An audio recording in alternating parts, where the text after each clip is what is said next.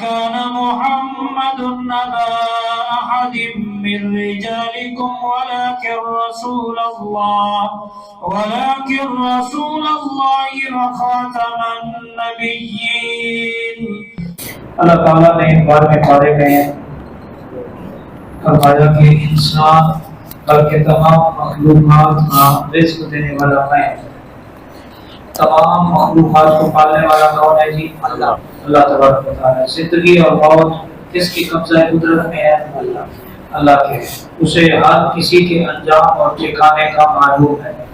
یعنی اللہ تعالیٰ نے فرمایا میں جانتا ہوں کہ کون جنت میں جائے گا، کون جہنم میں جائے گا، کون کتنا زندہ رہے گا، کون کب مرے گا، کس کو کتنا رزق ملے گا، یہ سب کون جانتا ہے؟ اللہ جانتا ہے. بعد میں اللہ پاک نے فرمایا کہ انسان کے مزاج میں ناشکراپن ہے. انسان کے مزاج میں ناشکراپن ہے. اگر اللہ تعالیٰ کی طرف سے مشکلات آتی ہیں تو یہ مایوس ہو جاتا ہے. یہ نہیں کہ صبر کرے، بلکہ یہ مایوسی کی طرف چلا جاتا ہے، شکوے شکایت گلے کرنے لگتا ہے. اور اگر اللہ تعالیٰ فراقی اور اچھے حالات پیدا کر دے تو یہ اترانے لگتا ہے، اس کی گردن میں سری آ جاتا ہے. یہ تکبر اور گھمنڈی بننے کی کوشش کرتا ہے. یہ لوگوں کو حقیر جاننے کی کوشش کرتا ہے. جو اس سے پیچھے کے طبقات کے لوگ ہیں ان کو عزت کی نگاہ سے نہیں دیتا.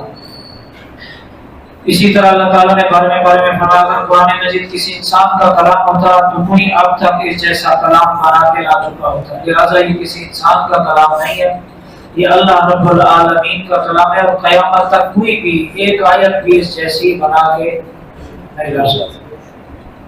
اللہ تبارک و تعالیٰ نے فرمایا ایمان اور عمل صالح نہ ہو تو نوح علیہ السلام جیسے جلیل القدر نبی کا بیٹا ہونا بھی فائدہ نہیں دیتا. یہاں پر بتایا گیا عمل اعمال صالحہ جب تک نہیں ہوں گے صرف نسبت سے کام نہیں چلے گا. اور اسی نسبت پر ناز کرتے ہوئے اعمال سے لاپرواہی کرنا، بدعمالی کا معاملہ کرنا، اس سے کوئی بات نہیں بنے گی. اعمال صالحہ بھی ہو، نسبت بھی ہو تو پھر معاملہ دور والا دور ہو جائے. اسی طرح اللہ تبارک و تعالیٰ نے فرمایا کہ ابراہیم علیہ السلام کو جب بیٹے کی خوشخبری دی گئی اور قوم لوط پر عذاب کا بھی بتایا گیا تو وہ قوم لوط کے لیے فکر مند ہوئے. اس سے معلوم ہوا کہ لیڈر وہ ہوتا ہے جو انفرادی کاموں کے بجائے اجتماعی کاموں کو زیادہ اہمیت دیتا ہے. حضرت ابراہیم علیہ السلام کے ہاں اولاد نہیں تھی تو ان کے ہاں بیٹا پیدا ہوا. ایک ہی وقت میں انہیں بیٹے کی خوشخبری دی گئی اور دوسرے وقت میں حضرت لوط علیہ السلام کی قوم پر جو عذاب آیا اس کی بھی خوشخبری ان کو وہ بتایا گیا. تو وہ بیٹے کی خوشخبری سن کر خوش نہیں ہوئے بلکہ اپنی قوم پر جو عذاب آیا اس کی خبر سن کر آپ غمگین ہوئے. تو یہاں بتایا جا رہا ہے کہ لیڈر وہ ہوتا ہے جو قوم کا سوچے، صرف اپنی اولادوں کا نہ سوچے. جیسے آج کل ہمارے لیڈر ہیں یہ صرف اپنی اولادوں کا سوچ رہے، باپ گیا تو بیٹا بن گیا، بیٹا گیا تو پوتا بن گیا. یہ آج کل جیسے چل رہا ہے یہ. اور ہم ہیں نعرے لگا رہے، پاگل بنے ہوئے، ایک دوسرے سے حسد کر رہے. اور ممبر و محراب سے سچ کی بات بھی اگر کی جائے نا تو لوگ مولوی کے دشمن بن جاتے ہیں. یعنی اتنے لیڈر کہ یہ لوگ خیر خواہ. کاش کہ اللہ کے رسول کی اتنی خیر خواہی آئی ہوتی تو آج پتہ نہیں تمہارا مرتبہ اور مقام کیا ہوتا مسلمانوں کا. آج دیکھ لو پاکستان افغانستان آپس میں لڑ رہے ہیں، مسلمان کو مار رہے ہیں. ساتھ میں امریکہ اسرائیل نے جو ہے وہ ایران پہ حملہ کر دیا اور ایران نے پھر یو ای پہ اور پتہ نہیں سعودیہ پہ، قطر پہ جو جہاں اڈے تھے وہاں پر حملے کر دیے. یہ کیا ہو رہا ہے؟ مسلمان اسی طرح ایک ایک کر کے سب کو ماریں گے اور ہم صرف آپس میں دست و گریباں ہونا چاہتے ہیں. کفار کے مقابلے میں ایک ہونے کی ہم میں اب وہ صلاحیت ختم ہو گئی ہے. تو یہاں بتایا جا رہا ہے لیڈر وہ ہوتا ہے جو قوم کا سوچے، قوم کا، اپنا مفاد، اپنے کاروبار، اپنے بزنس کا نہ سوچے، اپنے اس کا نہ سوچے اپنی ذات کا، بلکہ آگے بڑھ کے وہ اپنی قوم کے بارے میں سوچے کہ میری قوم کیسے قوم پہ کھڑی ہوگی. یہاں تو یہ فکر لائق ہو جاتی ہے اگر قوم پہ کھڑی ہوگی پھر تو یہاں کے دکھائیں گے ہماری ضرورت ہے. دکانداری اسی چیز کا نام ہے. دکانداری جو لوگ کرتے ہیں نا وہ دیندار ہو یا کسی بھی اس سے ہم لیڈر ہوں وہ پھر ان کو خطرہ ہوتا ہے کہیں ہماری دکان ماننا پڑے. جو اللہ اس کے رسول کی رضا کے لیے سیاست کریں یا دینداری کریں انہیں کوئی پرواہ نہیں ہوتی. اچھا جی، بارے میں فرمایا کہ اگر غلطی سے گناہ سرزد ہو جائے تو توبہ کے ساتھ نیکیاں زیادہ سے زیادہ کرنی چاہیے، کیونکہ نیکیاں گناہ کو مٹا دیتی ہیں۔ فرمایا گیا کہ اگر گناہ ہو جائے تو فوراً توبہ کرو، توبہ کرنے کے بعد پھر زیادہ سے زیادہ نیکیاں بھی کرو، تاکہ نیکیاں تمہارے گناہوں کو کیا کر دیں، مٹا دیں۔ یہ اللہ پاک فرما رہا ہے۔ اسی طرح اللہ تعالیٰ نے بارے میں فرمایا کہ حسد ایک انتہائی خطرناک بیماری ہے جو دوسرے بے گناہ انسان کے قتل تک بھی انسان کو پہنچا دیتی ہے۔ اس سے اپنے آپ کو بچانا چاہیے۔ بعض لوگ حسد میں آ کے لوگوں کا نہ حق مانتے ہوئے شاید کرتے ہیں، نہ کسی کی جان لیتے ہوئے۔ حسد میں انسان میں جل جاتا ہے نا، آنکھ ایسی جلتی ہے کہ انسان کی آنکھیں اندھی ہو جاتی ہیں، کان حق نہیں سنتے، وہ حسد کی آنکھ میں جل رہا ہوتا ہے۔ حتیٰ کہ قرآن کہہ رہا ہے کہ بعض اوقات انسان کی بے گناہ قتل تک یہ بیماری پہنچا دیتی ہے۔ تو اس حسد سے اپنے آپ کو بچاؤ۔ حسد نہیں کرو، بلکہ کسی کی کوئی نعمت، کوئی کامیابی، کوئی عزت دیکھ کے جلو نہیں، بلکہ اپنے رب سے مانگو اور اس کے لیے دعا کرو، اللہ اور اس کو عزت دے۔ یہ اللہ فرما رہا ہے قرآن پاک میں، یہ اللہ کی تعلیم ہے، اللہ کی باتیں ہیں، یہ جو میں آپ سے کر رہا ہوں اپنی باتیں نہیں ہیں۔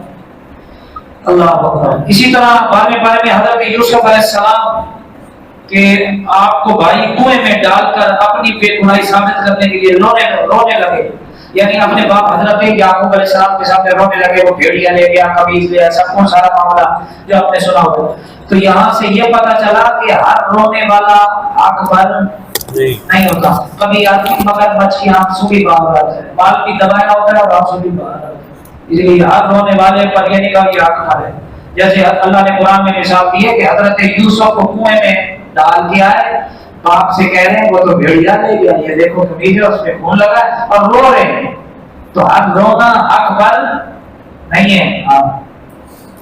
اسی طرح اللہ تعالیٰ نے بعد میں فرمایا حضرت یعقوب علیہ السلام نے صبر کا اعلیٰ نمونہ پیش کیا، اتنے بڑے صدمے جھیلنے کے بعد بھی اعلیٰ درجے کے اخلاق کا نمونہ پیش کیا، یعنی حضرت یعقوب علیہ السلام حضرت یوسف سے بڑی محبت تھی۔ جب ان کو یہ صدمہ پہنچا نا کہ بیٹا بچھڑ گیا، انہوں نے مبالغہ نہیں کیا، کوئی بچوں سے بد اخلاقی نہیں کی، بلکہ اخلاق کا اعلیٰ نمونہ پیش کیا، صبر سے کام لیا، اور پھر اللہ پاک نے صبر کا کیا پھل دیا کہ حضرت یوسف کو مصر کا بادشاہ بنا دیا۔ اسی طرح اللہ تعالیٰ نے حضرت مومن مصیبت کو معصیت پر ترجیح دیتا ہے۔ مصیبت جب کوئی اس پر اللہ کی طرف سے کوئی برا وقت آ جائے، وہ مصیبت ہوتی ہے، معصیت ہوتی ہے گناہ، تو یہ کیا کرتا ہے، مصیبت کو معصیت پر کیا دیتا ہے، ترجیح دیتا ہے، یعنی مصیبت لینا پسند کرے گا، معصیت لینا پسند نہیں کرے گا۔ جیسے حضرت یوسف علیہ السلام نے معصیت پر جیل جانے کو ترجیح دی۔ جیل جانا کوئی اچھا کام تو نہیں ہے، وہ ایک آزمائش ہے نا، اس کو انہوں نے قبول کیا، گناہ کو قبول نہیں کیا۔ پھر اللہ پاک نے کیا کیا کہ اللہ پاک نے ایک تو انہیں پاک دامن بھی یعنی اس کو کیا حضرت یوسف علیہ السلام کو، اور پھر اللہ پاک نے انہیں قید سے فتح و نصرت کے ساتھ رہائی بھی عطا فرمائی۔ اور اسی طرح اللہ پاک نے 13ویں پارے میں فرمایا کہ نفس امارہ انسان کا دشمن ہے۔ اللہ تبارک و تعالیٰ کی خصوصی فضل و کرم کے بغیر کوئی انسان اعلیٰ کردار کا حامل نہیں ہو سکتا، یعنی انسان کے کردار میں خوش اخلاقی، دینداری، یہ ساری چیزیں اللہ کی رضا پر منحصر ہے۔ تو ہر وقت انسان اپنے رب سے مانگے، اللہ میرا کردار اچھا کر، ظاہر اچھا کر، باطن اچھا کر، میرے نفس کو پاک کر، میرے دل کو، آنکھوں کو پاک کر، یہ رب سے مانگنا چاہیے۔ جب تک رب کی رضا نہ ہو تو کوئی آدمی نیک نہیں بن سکتا، اور جب اللہ کا کرم ہو جائے پھر اسے نیک بننے سے کوئی روک، پھر اسے کوئی برائی کی طرف مائل نہیں کر سکتا۔ اسی طرح اللہ تبارک و تعالیٰ نے 13ویں پارے میں فرمایا اگر انسان کے معاشرتی کردار میں پیچھے ہٹنے سے لوگوں کے اجتماعی حقوق ضائع ہونے کا خفیہ اندیشہ ہو تو انہیں بچانے کے لیے باصلاحیت انسان خود روزہ حاصل کرنے کے لیے کوشش کر سکتا ہے اور اپنی خوبیاں دوسروں کے سامنے بیان کر سکتا ہے۔ حضرت یوسف علیہ السلام نے لوگوں کے فائدے کے لیے خود وزارت خزانہ کا مطالبہ کیا۔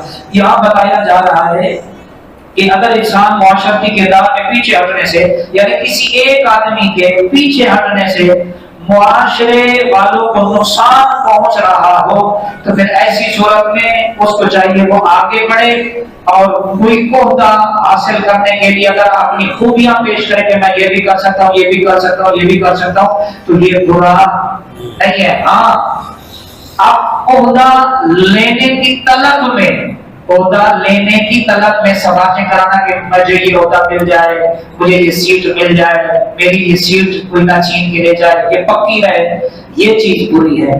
لوگوں کو فائدہ پہنچانے کے لیے حضرت یوسف علیہ السلام نے خود اس بات کا عزیز مصر کے سامنے کہا کہ ہاں آپ وزارت خزانہ کا قلمدان مجھے سونپ دیں، میں بہتر جانتا ہوں کہ اللہ کی مخلوق کو کیسے کھلانا ہے، میں اللہ کا نبی اور رسول. تو پھر ان کو دیا. پھر آپ نے دیکھا کہ جب قحط آیا تو پھر رب نے فرمایا سب کو ایک جگہ جمع کرو، اپنا مکھڑا دکھا دو، 3 مہینے تک نہ بھوک لگے گی نہ پیاس. تیرے حسن کے جلوے میں ہیں آئے آئے آئے آئے 3 مہینے خلقت رچی ویکھ یوسف کے نانی ہیں. 3 مہینے خلقت رچی ویکھ یوسف کے نانی، توہیں جنا میرا محمد ڈٹھا اور رجے توہیں جہانی. جنا میرا محمد ڈٹھا اور رجے توہیں جہانی. حضرت یوسف کو دیکھ لو تو صرف 3 مہینے، اور جنہوں نے محمد کو دیکھا وہ دونوں جہانوں میں رج گئے. اللہ اکبر. اسی طرح 13ویں پارے میں اللہ تعالیٰ نے حضرت یعقوب علیہ السلام نے اپنے بیٹوں کو اللہ پر بھروسہ کرنے کی تلقین کے ساتھ ساتھ پوری کوشش کرنے کی نصیحت بھی کی. انسان کو ان دونوں چیزوں کے ساتھ لے کر چلنا چاہیے، یعنی اللہ پہ بھروسہ بھی کرو اور کوشش بھی کرو. یہ نہیں ہے کہ اللہ پر بھروسہ کرو اور کوشش نہ کرو، بلکہ دونوں چیزیں ساتھ لے کر چلو تو اللہ کوئی نہ کوئی راستہ ہموار فرما دیتا ہے. اللہ پاک نے حضرت یعقوب علیہ السلام کی اسوہ سے یہ ثابت ہوتا ہے کہ حالانکہ حالات جتنے بھی ناموافق کیوں نہ ہو، انسان کو رب سے امید منقطع نہیں کرنی چاہیے. یعنی حالات کیسے ہی کیوں نہ ہو، کتنی مشکلات پریشانیاں آ جائیں، اپنے رب سے کبھی مایوس نہیں ہونا چاہیے. اس سے ہمیشہ تعلق قائم رکھو، جڑے رہو. ایک نہ ایک دن ضرور تمہارے رب کی مدد آئے گی اور تم ہی سرخرو ہوگے. اللہ تعالیٰ نے 13ویں پارے میں فرمایا خلاصہ ہے جس کا کہ حالات ایک جیسے نہیں رہتے. کنویں میں ڈالنے والے کبھی کبھی گڑ گڑا کر معافی مانگ رہے ہوتے ہیں. حالات ایک جیسے نہیں رہتے. ایک وقت میں بھائی حسد میں کنویں میں ڈالا ہے، اور دوسرے وقت میں جب یہ گندم لینے کے لیے گئے نا اور پتہ چلا کہ یہی یوسف ہے، پھر یہی معافی بھی مانگ رہے تھے. کیا کر رہے تھے؟ معافی بھی مانگ رہے تھے. اور یوسف علیہ السلام نے اپنے بھائیوں کے لیے عام معافی کا اعلان کر کے یہ سبق دیا کہ مخالف جتنا بڑا ہو، اگر وہ سچے دل سے سوری کرے، معافی مانگے تو معاف کر دینا چاہیے. یہ نبیوں کی سنت. حضرت یوسف کے ساتھ دیکھو کیا کیا، کتنی اس سے تکلیفیں انہوں نے سہی، لیکن جب بھائی اپنے سچے دل سے ان کو احساس ہوا، انہوں نے معافی مانگی تو حضرت یوسف نے کہا میرے بھائیوں میں نے تمہیں معاف کر دیا، میں نے تمہیں کیا کر دیا؟ معاف کر دیا. اسی طرح 13ویں پارے میں ایک ہی زمین سے اگنے والے اور ایک ہی پانی سے سیراب ہونے والے رنگا رنگ درخت اور مختلف ذائقوں کے حامل پودے اپنے بنانے والے عظیم مدبر خالق کی عظیم قدرت کا پتہ دے رہے ہوتے. یہ بتانے میں دیکھو ایک ہی کھیت ہے، اس میں مختلف پودے لگے ہیں، ایک ہی کنویں سے چشمے سے پانی آ رہا ہے یا ایک ہی نہر سے پانی آ رہا ہے، پانی سب کو ایک جیسا لگ رہا ہے، کھیت بھی ایک ہی ہے، لیکن اللہ پاک نے جو پودے لگائے یعنی پودے جو اگائے ہیں، لیکن ان میں سے ہر ایک کا ذائقہ الگ ایک جیسا نہیں ہے، الگ الگ ہے. اس سے پتہ چلتا ہے کہ ہمارے رب کی کیا قدرت کمال ہے. سبحان اللہ، کہ وہ کیسے اپنے مخلوق کو پال رہا ہے اور کیسے اس کو پتہ ہے کہ آم کے جو ہے وہ پھل میں کیا ذائقہ ہوگا، پیر کے اس میں کیا ذائقہ ہوگا، مالٹے کے اس میں کیا ہوگا، تربوز میں کیا ہوگا. حالانکہ ایک ہی کھیت میں تربوز بھی لگا ہے، مالٹا بھی لگا ہے، آم بھی لگا ہے، کھجور بھی لگی ہے، لیکن کھیت ایک ہے، درخت الگ ہے، ذائقہ ایک نہیں ہے. سبحان اللہ، یہ رب کی قدرت. 13ویں پارے میں اللہ تعالیٰ نے فرمایا قیامت کے دن شیطان اپنے پیروں کا منہ سے لا تعلقی کا اعلان کرے گا. یعنی آج تو ہم شیطان کی مان رہے ہیں نا، قیامت کے دن جب شیطان کو بھی پکڑ کے کھڑا کیا جائے گا نا تو اللہ پاک معافی عطا فرمائے. ویسے کہہ رہا ہوں، ہم کہیں گے یہی بدبخت تھا ہمیں نماز میں نہیں آنے دیتا. وہ پتہ ہے بدبخت کیا کہے گا؟ اللہ بلانے گیا وہ کہے گا میں نے یا اللہ سے صرف دعوت دی تھی آؤ، یہ خود ہی آ گئے تھے، میں نے زبردستی نہیں کی تھی، میں سے بری ہو سے یہ خود ہی میری جان نہیں چھوڑتے تھے. اللہ کیسا بدبخت ہے، اس دن مکر جائے گا اور ادھر آنے ہی نہیں دیتا. وہ کہے گا میں نے صرف کہا تھا بس نہ جا، بس اتنا کہا تھا. یہ خود ہی سمر جو ہے وہ رضائی لے کے لیٹ گیا تھا، بس میں نے تو صرف کہا تھا نہ جا، سردی ہے، ٹھنڈا پانی نہ مسجد میں گرم پانی دے. یہ خود ہی نہیں گیا. اللہ اکبر، استغفر اللہ الذی لا الہ الا هو الحی القیوم. ایک دفعہ اعوذ باللہ من الشیطان الرجیم پڑھ لیں. اللہ ہمیں شیطان کی مخالفت کرنے کی توفیق عطا فرمائے. اسی طرح آخری بات عرض کروں، حضرت ابراہیم علیہ السلام کی دعا سے معلوم ہوتا ہے کہ انسان کو اپنی اولاد کی دنیا آخرت دونوں کی بہتری کے لیے دعائیں کرنی چاہیے. وہ رب اجعلنی مقیم الصلاۃ 13ویں پارے کے آخر میں.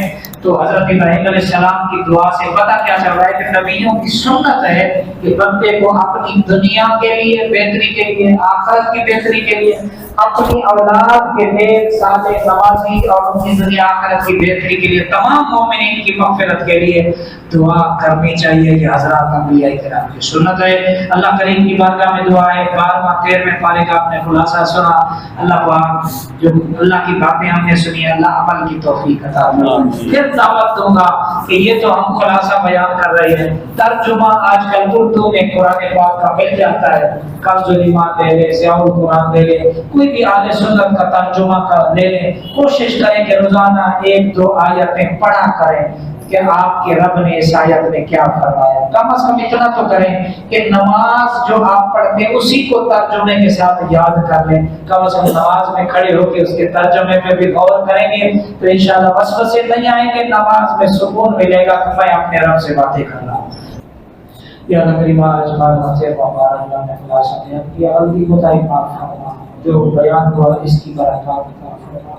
یا اللہ کریم ہمارے جسموں کی تھکاوٹ کو دور فرما، ہمارے اندر ذوق عبادت پیدا فرما. یا اللہ عبادت کا لطف پیدا فرما، عبادت کی چاشنی پیدا فرما.